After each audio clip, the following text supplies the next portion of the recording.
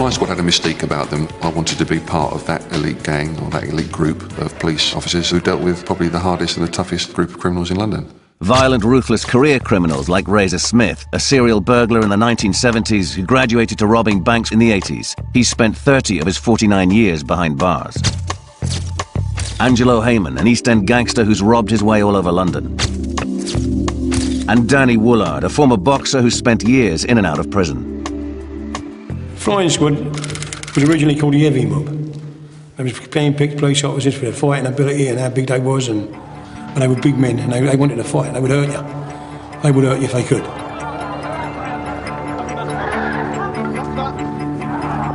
You know, they were big, hard men. They're rough guys. They're ferocious. They was picked from all over the place. They weren't picked because how good they can talk to somebody or how good they looked. They picked because they were 6'5", rugby players, boxers. Yeah, it was kind of like they were the enemy. When you got nicked, you was getting a slap. Even if you didn't put up any resistance. They were very violent. They were violent men. Obviously, they were going to get up against equally violent men in armed robbers. But, you know, you were guaranteed you'd get a few digs. Deserved or not, the Flying Squad's reputation was enhanced by rugged TV detectives portrayed in police dramas like The Sweeney and Life on Mars. Solicitor James Saunders has defended London's major villains for 38 years. Life on Mars, although obviously very stylised representation, is good because there's a thread of truth running through it. What it portrays actually existed. Obviously, I watched the Sweeney back in the 70s, and it was like they were carbon copies of the Sweeney. You know, it was like they modelled themselves on Regan and Carr. You know, I mean, we're the Flying Squad, we're the Sweeney, get your strides on, you're nicked, and all that sort of that. They were actually like that, and they did talk like that as well. On a day-to-day basis, you're out combating the most ruthless criminals that there are out there. But the trick is being one step ahead of them all the time. See, the thing is, if you've got an elite squad who are out solely to nick you for what you're doing, which is what you class as your career, then obviously that makes you feel as though you are special. And it's a weird kind of thing. It's like we both need each other to exist, sort of thing, you know what I mean? The Flying Squad had a reputation. It was one of those things that if you engaged in a course of armed robbery, the Flying Squad were going to be the people that were going to come after you. Really, to the criminals and to the police, it almost was like a game. It's whether you can play the game better than they can. The 1970s were famous for platform shoes, bell-bottom trousers and long hair. The decade turned out to be a memorable era for the Flying Squad and the armed robbers. It was easy to get money. Very easy. You could smash a jeweller's window, couldn't you? Clear the stuff out and you'd be gone before the alarms went up. Cash was king, and people looked forward each week to payday, their wages sealed in little brown envelopes. Thursdays was robbery day. Every Thursday, men in balaclava helmets with sawn-off shotguns would jump out at the back of vans and steal the wages. Everyone would do it. Banks were easy to do them days. Everyone was doing them. You pull up outside, go in, jump the counter, just clear the tills out. Everyone was doing them. I know one particular fella, he'd done 3 in one day. It was no big deal, no big deal. It was the only way we was going to get any money. It was either that or work in a factory for £8 a week. And most of us were just lazy, greedy bastards and decided to do that, so. The daily work of the squad was just tackling serious armed crime on the streets of London. This is what the squad was about. It was about confronting armed criminals and making sure that the public weren't put in danger by these people determined to rob places like banks, betting shops, post offices. The Midland were always a good, lucrative bank for us. They would always hand over the first time. We ended up robbing near enough every Midland bank in London, I think. The listening bank. They certainly did listen. In the late 1970s, armed robberies began to increase dramatically. My sort of MO is to be in and out as quick as possible. The element of surprise is key. We would actually go into a bank foyer and actually pull the masks down and pull the guns out while we were there. And we knew we had maybe a maximum of 3 minutes to get in and out with the money. So it would be a crush bang job, which would be to burst through the doors. I would be waving the gun about, shouting at everybody to get on the floor, everybody to hit the deck, and actually moving from person to person, making sure they did get down, knowing that the door is being looked after by the doorman, and shouting at the staff to get the money up on the counter. When robbers go into a bank, carry out a robbery, and come outside again and wait for the getaway car, the whole thing can take around about 25 seconds. In this case, officers are lying in wait and ready to pounce after a tip-off. The operation would be two-tier. You'd have your surveillance operatives who would actually be doing the eyeball, and then you'd have the gunships who would be possibly 1 or 2 streets away, waiting to move in when the job was going off. Once you start robbing, there is what robbers call the buzz. It's like an adrenaline rush that you get from those few moments, sometimes only like 3 or 4 minutes, when you're actually doing the job, when you're absolutely in control of what's going on. You'd be on edge waiting for the call to say, come in, we're going to take him out. When you step out with a gun in your hand and a mask on and you're going to take the prize, at that moment you know that your life is in someone else's hands, because you can get killed committing armed robbery. Attack, attack, attack, go! The attack, which is the phrase that we use, attack, attack, attack, to take out the team, would come in and we would then drive the police vehicles in, and they would then take out the gang over the pavement. You have to be able to better the opposition in terms of numbers and weaponry. In the battle between armed robbers and the flying squad, the stakes were about to be raised, with machine guns and armour-piercing bullets fired on the streets of London.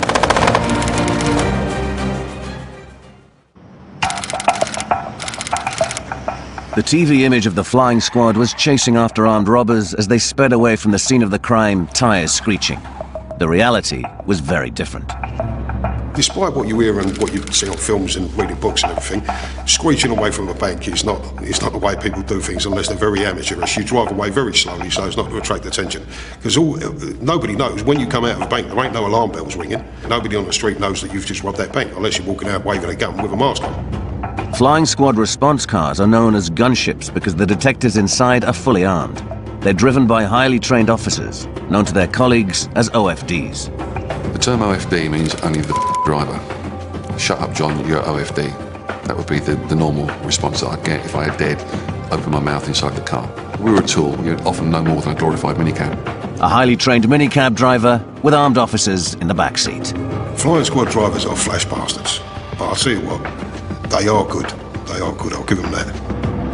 The flying squad had to use the most highest powered vehicles in the police. We had 5 Series BMWs or a 24-valve Senator, which was the fastest car that I've ever driven. While the cops seemed to play up to their TV image, the villains chose to keep a low profile. Astras were our favourite as atoms. You could always pick them up quite cheap. There's loads of them on the road, so you're quite inconspicuous.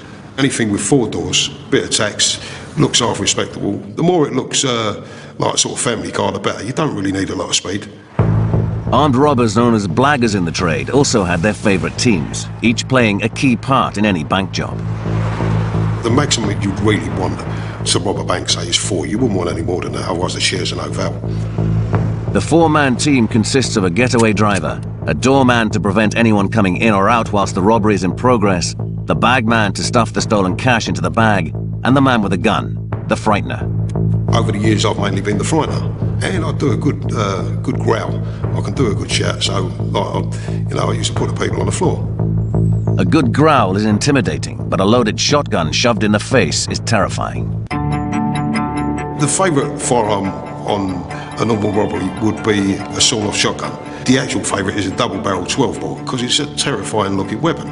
You get one of them waved at you, you're going to do as you're told. It's as simple as that. You can't miss with sawn off, you say.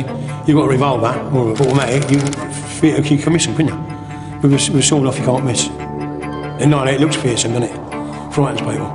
Does look, does look like a fearsome weapon, doesn't it? Look at it. But it is a fearsome weapon. And it wasn't unusual for that sawn-off to be blasted into the ceiling of the bank to grab the attention of the cashiers and the public, and in both cases, to make them compliant. We started to see more and more handguns, more and more automatic weapons. And eventually we saw machine pistols or semi-automatic weapons being brought out in the course of armed robbery.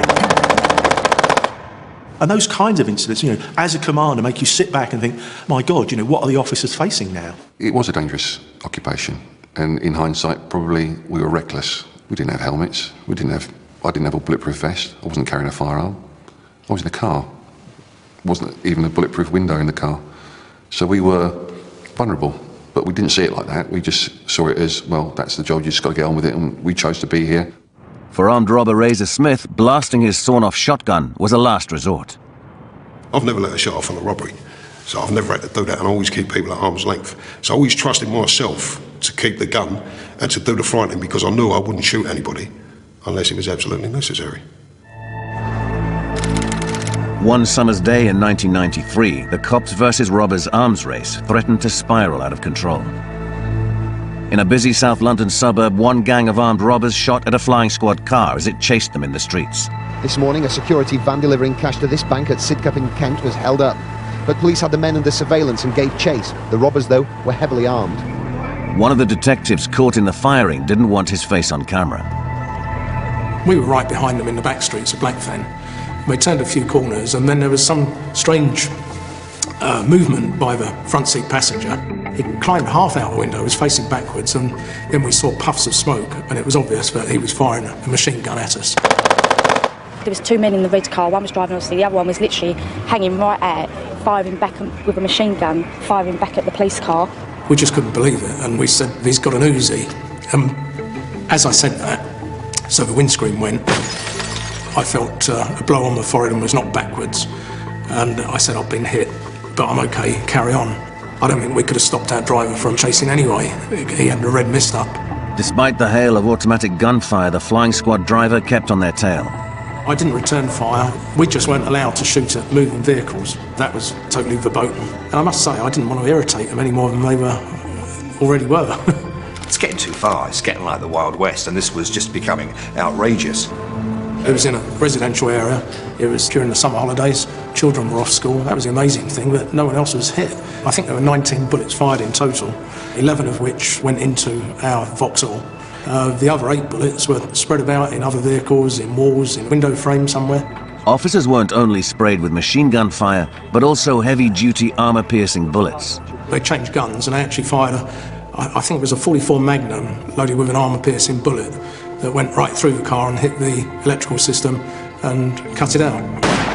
That was our chase over and done with. The 44 Magnum, one of the most powerful handguns in the world, made famous by Clint Eastwood in the Dirty Harry films.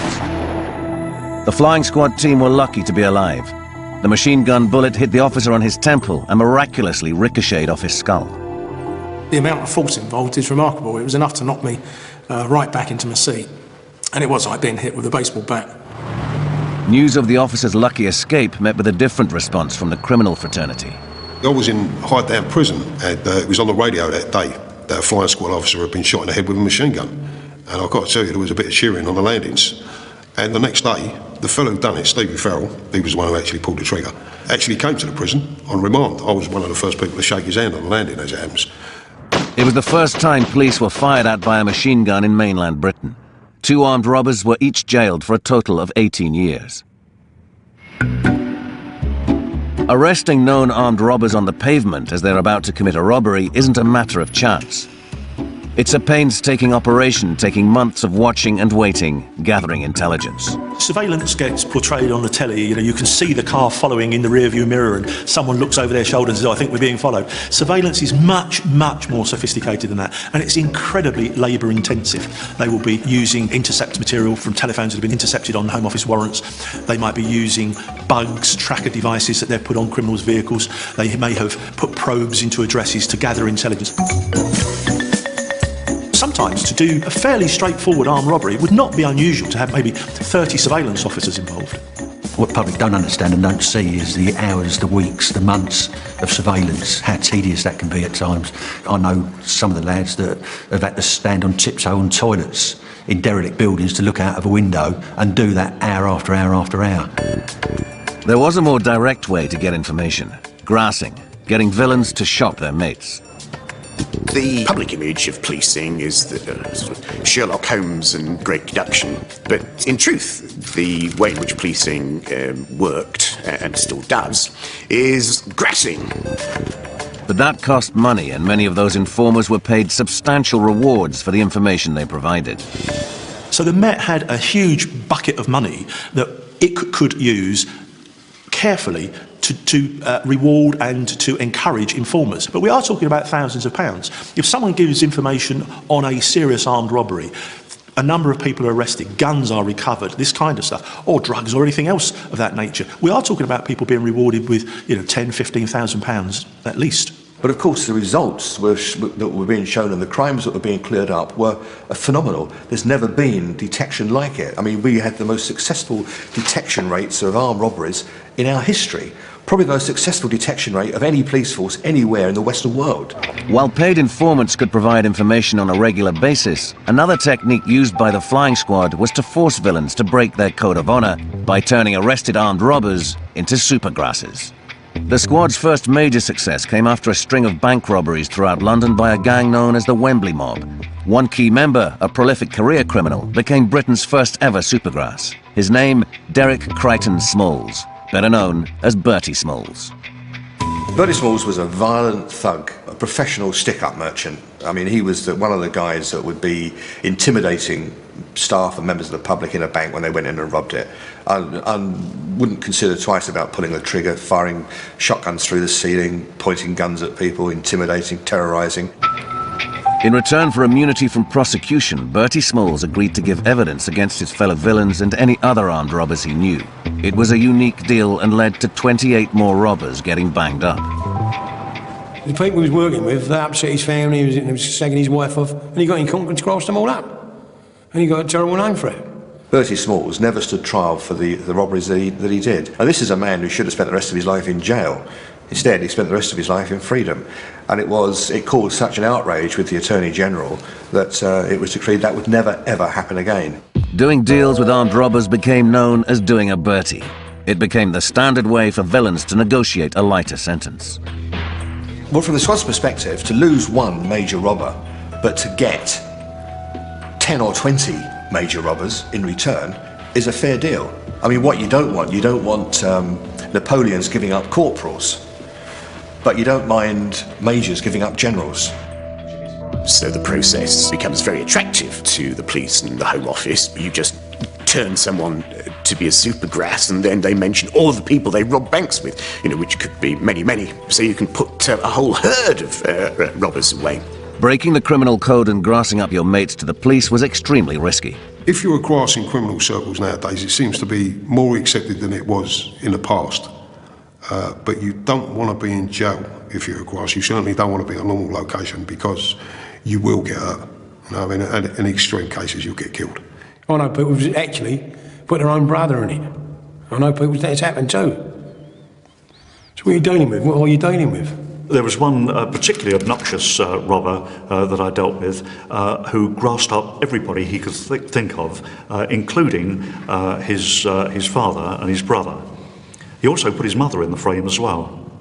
Absolute bag. 22 carat. The police were also urging the wider public to grass up their friends and neighbours. Appeals for information were becoming commonplace on TV news and crime shows. I'd been at it through the 80s and really had been getting away with it, but I wasn't really that prolific. I thought I was kind of low profile. And then one day I robbed the bank up in Streatham, and as I went to go into the bank, I had a hood. And in the heat of the moment, as I've pulled the gun out, the hoods fell back down again, but I'm already through the door, so I'm on camera. About 6 months later, I was in the kitchen talking to my missus one evening, and my son came in and he said, "Dad, you're on telly." Quite excited, so I looked round the door and it was Police 5, and it was an actual video of me robbing the gaff. Full face, no mask, no hood, nothing. And I just looked at it and went, oh no. But it was quite interesting because that was when Neighbours was really big. Remember the television programme, Neighbours?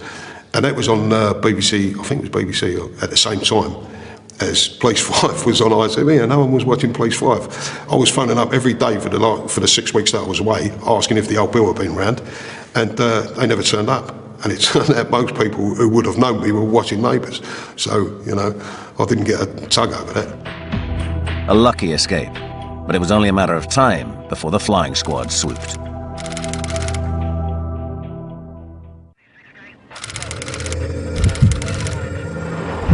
As gun battles on the streets of London seemed to escalate, the flying squad's reputation also came under fire.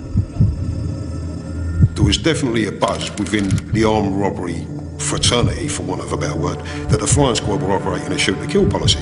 They did shoot a lot of people. It's effectively shoot to kill. What the rules say, shoot to stop. but you are aiming for the largest part of the target. The largest part of the target is from below the head down to the torso, and obviously there are a lot of very important organs in that target area. So the effect is, if you start pumping 4 rounds into that area, the chances are the person you're shooting at will die. There were a number of police shootings in the 1980s, and in some cases armed robbers were simply taken out on the street. Police say the men opened fire first. A trained police marksman was shot in the ankle. Police returned the fire. One man was killed instantly, a second died later. In this case, you've got people that are randomly letting loose firearms. Bullets are flying everywhere. I don't think the police in this circumstance had any choice in to take the action they took. The investigating coppers used to strap on a 38 on robbery day, and if they thought that their lives were being threatened, then they'd fire away quite merrily. In 1987, the flying squad chases an armed gang who've stolen £10,000 from a shop. One of the gang opens fire. The heavily armed police respond. One dead, 2 injured. One lies injured, one pinned to the ground, the third shot dead. Shootouts like this are a last resort. As you're drawing that weapon, going through your mind at that time is, if I fire this in the wrong circumstances, I could be gripping around in the Old Bailey charged with probably with murder or manslaughter. So once they start to angle towards you, once they start to move that weapon towards you, you have to decide at that moment whether to pull the trigger. The decision is yours, and that is a hell of a decision to make, because as you squeeze the trigger, you know that you might be killing somebody in the line of your duty. In the 1980s, officers may have been winning battles on London's streets, but in the courts, public confidence in the police and judicial system reached an all-time low after a series of high-profile miscarriages of justice. Increasingly, juries believed the defendants, not the police. Solicitor James Saunders has represented a number of well-known villains over the years. In the early 80s, we got to the position, I think my record was 11 in a row, trials at the Old Bailey, where the jury just disbelieved the evidence. And I mean, it became laughable, really. The guys were pleading guilty to things like stealing a car and being, oh, shock horror, there's a bag full of guns in the back, but we didn't know about it. What it meant was really good cases were being ripped apart at the Old Bailey by clever barristers, and villains were walking free. So the bottom line of it was that we then changed tactic. We then thought, well, we're no longer being believed when we go to court. The only way we can actually do it now is when we get people going to an armed robbery, we won't intercept them. We'll let them go all the way. The robberies had to be stopped at the very last moment, and it meant putting police officers in very dangerous situations. Now armed robbers would be arrested after they'd committed the robbery, possessing a bag full of money and guns. Determining when to put the attack in, when to say go, go, go, requires real judgment.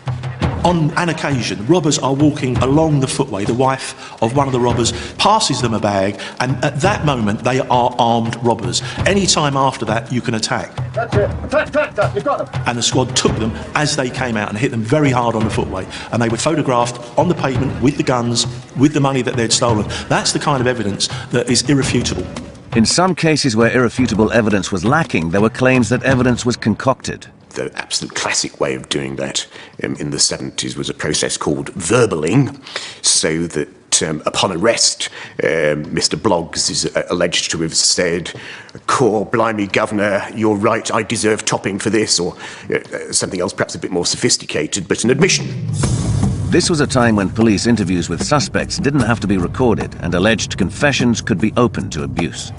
You haven't got a fair trial in this country. I'm telling you that now. If they want you, you're going to go. They do it standard.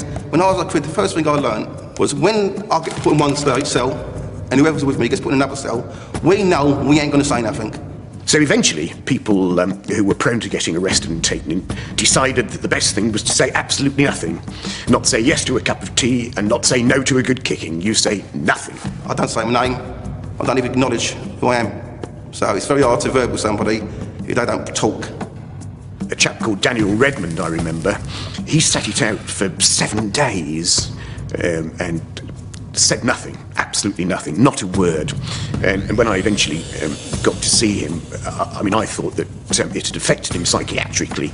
It's quite difficult to say nothing at all for a whole week. In the final interview, they say, well, we know, Mr. Redmond, you're not going to say anything, but you really did this, didn't you? And he nodded. So after 7 days of not saying anything at all, we got to the non-verbal verbal. This was indeed an innovation. Mr. Redmond was acquitted.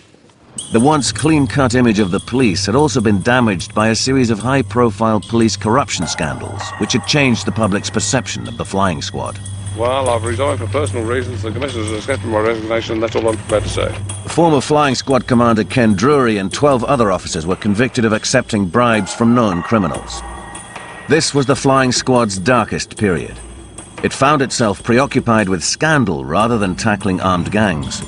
Its once great reputation was severely damaged, its very existence under threat. All of a sudden, nobody was trusting anybody, and the whole ambience of the Flying Squad changed overnight. The Metropolitan Police Commissioner brought in Dorset Police from well outside the capital to investigate these corruption allegations. Some Flying Squad officers found themselves under suspicion. And it was an appalling period. They absolutely had no idea of how policing in London worked, and they were just going out and being fed a pack of lies by criminals who had an axe to grind. As part of the investigation codenamed Operation Countryman, Dorset Police investigated 200 allegations of police corruption. One of the Flying Squad officers investigated was John O'Connor. It's an episode that still rankles to this day. Well, it was a very chastening experience for me, because as a result of what was being said about me, I was suspended for 18 months. And for me, my whole attitude towards the police changed. As the squad was being investigated for corruption, armed robbers had a field day. This culminated in one of the biggest robberies of the 1980s, the Security Express job in Shoreditch, East London, when millions of pounds were stolen from an armoured truck. After 4 years of investigation, Operation Countryman finally ended. No officer was ever charged. John O'Connor was cleared and promoted to Flying Squad Commander in the 1980s. Yes, it identified some corruption, but in other ways, it I think, dragged some officers unfairly into the suspicion of corruption simply because they were doing their job in trying to get information from the criminal underworld. To restore confidence in the police, the government of the day introduced the 1984 Police and Criminal Evidence Act, which brought in compulsory recording of everything said in interview and strict rules on how evidence could be obtained. It finally put an end to the practice of verballing. I think it did them a favour. I think it did everybody a favour. They had to present cases that were based on evidence rather than theatrical nonsense. That was the end of one era, the Life on Mars era, and the beginning of what you might call modern policing. No sooner had the squad picked itself up from those dark days than the smell of police corruption surfaced again in the 1990s. The Met's new commissioner, Sir Paul Condon, even put a figure on how many coppers he suspected were bent. I would say somewhere between 100 officers and 250 officers. And if you're talking about officers who are actually committing criminal acts whilst having all the powers of police officers, then I believe that is totally unacceptable. In December 1997, 3 Flying Squad detectives from their Rig Approach office in northeast London were charged with stealing drugs and for allegedly organising robberies. Over the next few years, a complex web of corruption emerged, centred around a core group of detectives. Chief amongst them was Detective Constable Terence McGuinness, seen here sitting on top of an armed robber. McGuinness, who's still a serving detective, and a former Flying Squad colleague, Kevin Garner, are now facing long jail terms. They were caught red-handed, stealing drugs from this flat above a bookies in East London. They've now admitted 19 other corruption charges and are acting as police informers. The pair will give evidence against former colleagues to try to reduce their jail terms. When I heard the names of the officers who had been arrested and who stood trial, I have to admit that I was amazed, because I would never have thought that they could have been responsible for criminal acts. And I was shocked, surprised, shocked, disappointed, worried. I was there. You know, I know all these people personally, all people that I would consider to be good friends in some respects, because I knew that I could rely on them if the wheel came off. This latest police corruption scandal struck at the very heart of the Flying Squad. It tarred those detectives convicted and everyone who'd ever worked alongside them. It was assumed that you must have known what was going on. It was assumed that you must have turned a blind eye, and that was known as the taint. The taint was something which about 90 officers, from my understanding, had. Nothing could prove that they were corrupt, but the fact that they were physically there and worked alongside these officers meant that they were tainted, and that caused massive, massive, massive resentment amongst the CID. Even retired officers like Dick Kirby were interviewed under caution, though all were cleared. I think in today's caring, sharing police service, officers would say that with regard to that incident of being falsely accused like that, they felt saddened or disappointed. Well, I didn't. I felt absolutely bloody livid. Rig approach affected the whole of the Metropolitan Police. Rig approach was a nemesis. It was a downfall for effectively the trust that you had with your fellow officer. Those small group of people have changed policing in London forever. It will never be the same again.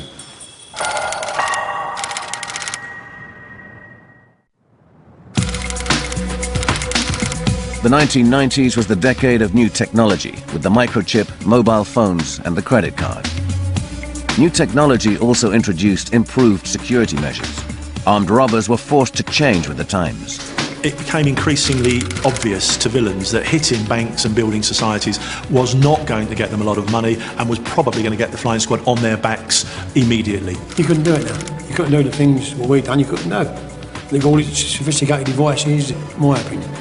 For the late 80s, it started getting worse and worse and worse. And then all of a sudden it stops because of cameras. And mobile phones with cameras. Everybody all of a sudden is Sherlock Holmes, aren't they? Everyone wants to nick you, everyone wants to take a picture of you, everyone wants to be on News at 10. Look how famous I am, how I helped capture this bad man. One of the new anti-theft devices, the chemical dye pack, could be hidden in stolen money and would explode, staining the robber's hands and clothes with permanent red dye. An innovation that even took veteran robber Razor Smith by surprise. I really needed the money at the time, and it was like amateur night. I went in there and got everybody on the floor, told them to fill the bags with the money, and she put a dye pack into the bag. I put it down my coat, left the bank. My getaway car was parked across the street, and as I ran across the road, I felt something warm in my coat. I thought, what's that? But I thought it was just the heat of the moment, you know, the adrenaline rushing.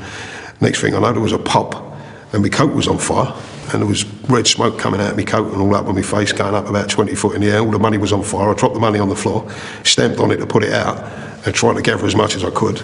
I ended up with about 260 quid of burnt and dyed notes. The old style Premier League